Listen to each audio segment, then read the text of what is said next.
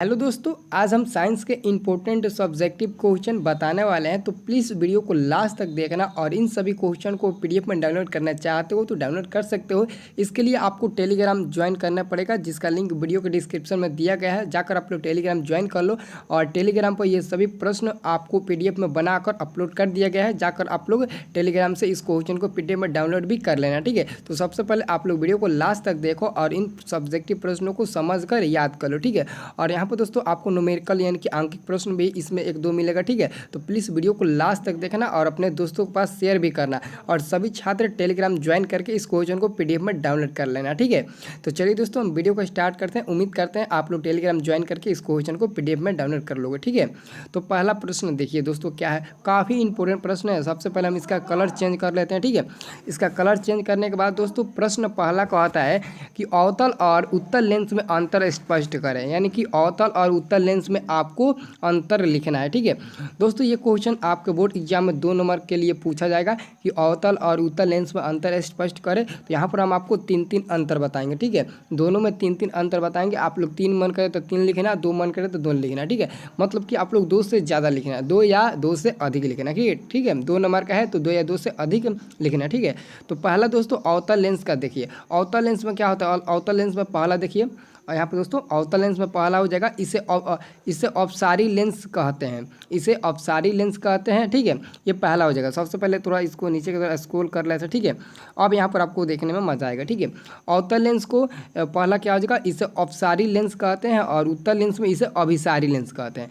इसे अपसारी कहते हैं तो इसे अभिसारी कहते हैं। इसकी फोकस दूरी ऋणात्मक होती है तो उत्तल लेंस की फोकस दूरी धनात्मक होती है। इसमें सिर्फ काल्पनिक प्रतिबिंब बनता है। अवतल लेंस में सिर्फ काल्पनिक प्रतिबिंब बनता है तो उत्तल लेंस में काल्पनिक और वास्तविक दोनों प्रकार के प्रतिबिंब बनता है, ठीक है। तो ये दोस्तों अवतल और उत्तल लेंस में अंतर हो गया, ठीक है। अवतल और उत्तल लेंस में अंतर हो गया, ठीक है। इससे पहले एक बार समझ लो, ठीक है। और जो मैं बता रहा हूँ उसको मतलब कि उसे आप सुन लो, ठीक है। उसके बाद से इस क्वेश्चन को पीडीएफ में डाउनलोड कर लेना, ठीक है।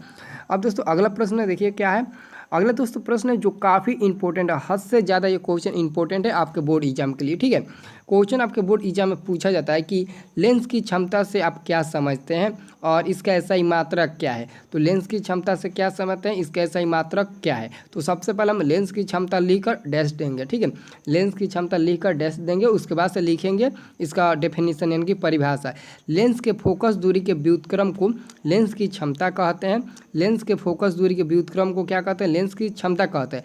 इसे कैपिटल P द्वारा सूचित किया जाता है। इसका SI मात्रक डायोप्टर या प्रति मीटर होता है, डायोप्टर या प्रति मीटर, ठीक है।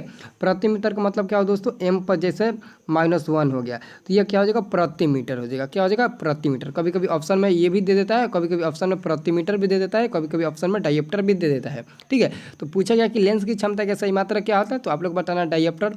कभी कभी हिंदी में भी डायोप्टर लिखा जाता है, कभी कभी सिर्फ D भी लिखा जाता है, ठीक है, ऑप्शन में। कभी कभी प्रति मीटर तो कभी कभी ऐसा रहता है, ठीक है। चारों मतलब कि ऑप्शन में रह जाता है, ठीक है। तो याद रखना जो भी ऑप्शन में आपको दिखाई दे वही पर उसी पर टिक लगाना, इनमें से कोई एक रहेगा, ठीक है। कौन रहेगा ये मैं आपको नहीं बता सकता हूँ, ठीक है। आप लोग चारों को याद रखना, ठीक है। अर्थात P बराबर क्या होता है, 1/f। क्वेश्चन क्या कहता है, इसका डेफिनेशन क्या कहता है कि लेंस के फोकस दूरी के व्युत्क्रम को लेंस की क्षमता कहते हैं। तो लेंस की फोकस दूरी के व्युत्क्रम यानी कि 1/f को हम लोग क्या कहते हैं, लेंस की क्षमता कहते हैं, जिसे हम लोग P द्वारा सूचित करते हैं, ठीक है। अब तो ये तो हो गया दोस्तों P बराबर 1/f। अब दोस्तों यहाँ पर नोट है, कुछ नोट को आप लोग याद कर लीजिएगा। यही नोट आपके ऑब्जेक्टिव में काम आएंगे। ये जो नोट है आपका ऑब्जेक्टिव में बहुत इंपॉर्टेंट है, ठीक है, ये नोट, ठीक है। तो नोट पहला क्या कहता है दोस्तों, पहला नोट कहता है दोस्तों कि उत्तल लेंस की फोकस दूरी धनात्मक होती है। उत्तल लेंस की जो फोकस दूरी होती है वो धनात्मक होती है, इसलिए उस लेंस की क्षमता भी धनात्मक होती है। जब उत्तल लेंस की क्षमता सॉरी दोस्तों, जब उत्तल लेंस की फोकस दूरी धनात्मक होगी तो उसकी जो क्षमता होगी वो भी धनात्मक हो जाएगी, ठीक है। जैसे उत्तल लेंस की फोकस दूरी f बराबर +2 सेंटीमीटर है तो उसका क्षमता भी जो आएगा वो प्लस में ही आएगा, प्लस में ही आएगा उसका क्षमता, ठीक है। अब दोस्तों अगला 2 नंबर नोट है, नोट नंबर 2 कहता है, यहाँ पर नोट नंबर 2 हो जाएगा, ठीक है। नोट नंबर 2 कहता है कि अवतल लेंस की फोकस दूरी धनात्मक होती है। अवतल लेंस की फोकस दूरी क्या होती है, सॉरी दोस्तों यहाँ पर मिसप्रिंट हो गया, ठीक है। अवतल लेंस की फोकस दूरी क्या हो जाएगी यहाँ पर दोस्तों, ऋणात्मक। अवतल लेंस की फोकस दूरी ऋणात्मक होती है, क्या होती है, ऋणात्मक होती है। अवतल लेंस की फोकस दूरी ऋणात्मक होती है, इसलिए अवतल लेंस की क्षमता ऋणात्मक होगी। ठीक है, यहाँ पर दोस्तों धनात्मक नहीं होगा, ऋणात्मक होगा। अवतल लेंस की फोकस दूरी याद रखना, ऑब्जेक्टिव में पूछा जाता है कि अवतल लेंस की फोकस दूरी होती है तो ऋणात्मक।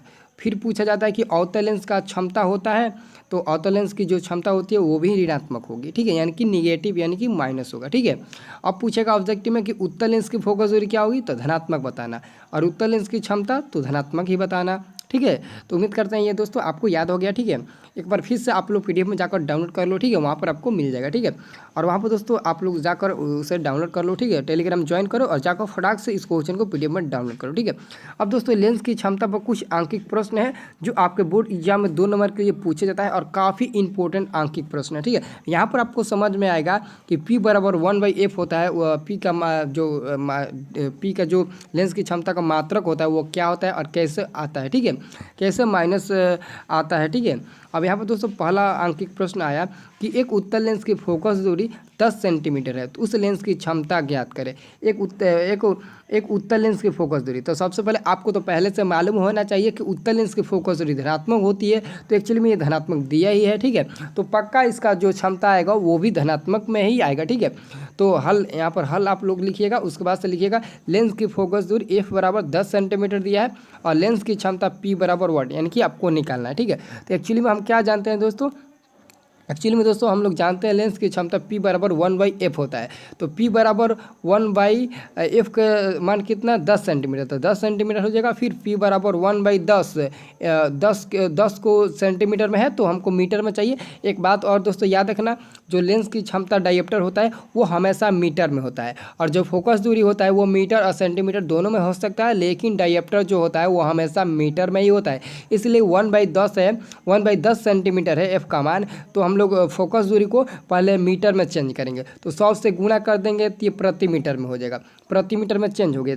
ठीक है, 100 से गुणा कर दिए तो प्रति मीटर में चेंज हो गया। ठीक है, जैसे एग्जांपल के तौर पर 1 कितना है, 1/10 सेंटीमीटर है, तो 10 सेंटीमीटर को आप लोग जब 100 से भाग दीजिएगा, ऐसे 100 से भाग दीजिएगा तो ये मीटर में चेंज हो जाएगा।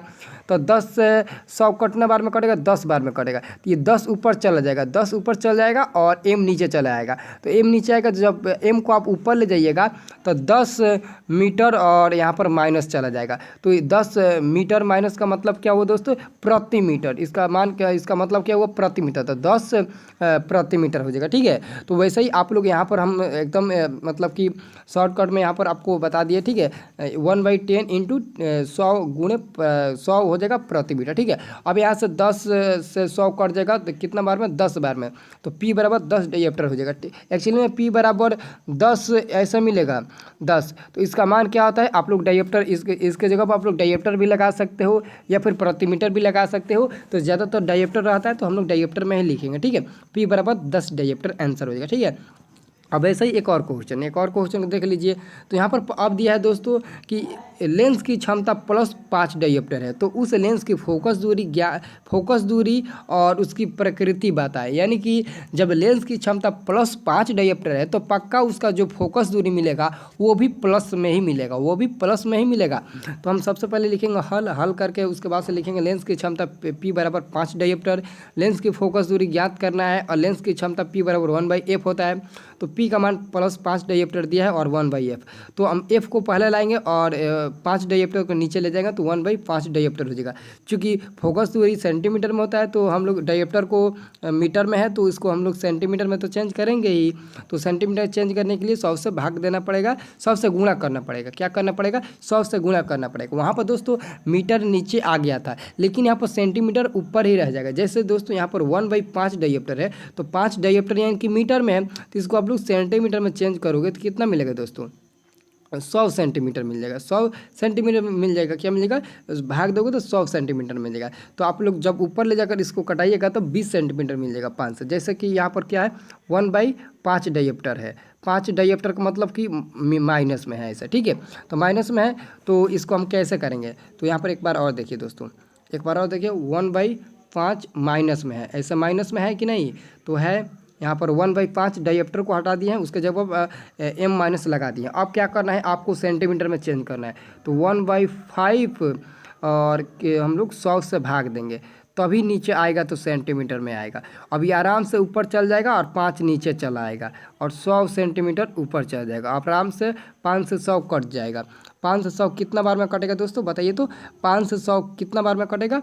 तो 20 पचे 100 है, 20 बार में कटेगा। तो F बराबर प्लस 20 सेंटीमीटर आपका आंसर मिल जाएगा। F बराबर प्लस 20 सेंटीमीटर आंसर मिल जाएगा। ठीक है, अब दोस्तों यहाँ पर देखिए उसकी प्रकृति बताना। अब यहाँ पर चूंकि लेंस की क्षमता धनात्मक है, चूंकि लेंस की क्षमता क्या है यहाँ पर पॉजिटिव है कि नहीं है, तो लेंस की क्षमता धनात्मक है, इसलिए यह उत्तल लेंस होगा। इसलिए यह उत्तल लेंस होगा, इस लेंस की प्रकृति हो गया। ठीक है, तो दोस्तों अगर इस क्वेश्चन को पीडीएफ में डाउनलोड करना चाहते हो तो अभी जाओ टेलीग्राम ज्वाइन करो और फटाक से इस क्वेश्चन को मतलब कि डाउनलोड कर लो। ठीक है, डाउनलोड करके एक बार अपने पास रखकर इसे आप लोग समझ लीजिएगा, फिर इसे नोटबुक में कॉपी कर लीजिएगा या फिर अपने मोबाइल में ही इसे रखिएगा। ठीक है, काफ़ी इंपॉर्टेंट प्रश्न है। ठीक है, तो उम्मीद करते हैं दोस्तों ऐसे ही और वीडियो पाने के लिए हमारे चैनल पर बने रहिएगा और चैनल को सब्सक्राइब नहीं किया तो चैनल को सब्सक्राइब भी कर ले और सभी लोग वीडियो को लाइक करना है। और कोई भी वीडियो में कमेंट नहीं करता है तो सभी लोग वीडियो को कमेंट जरूर करना है। ठीक है, सभी लोग एक एक कमेंट जरूर कर देना।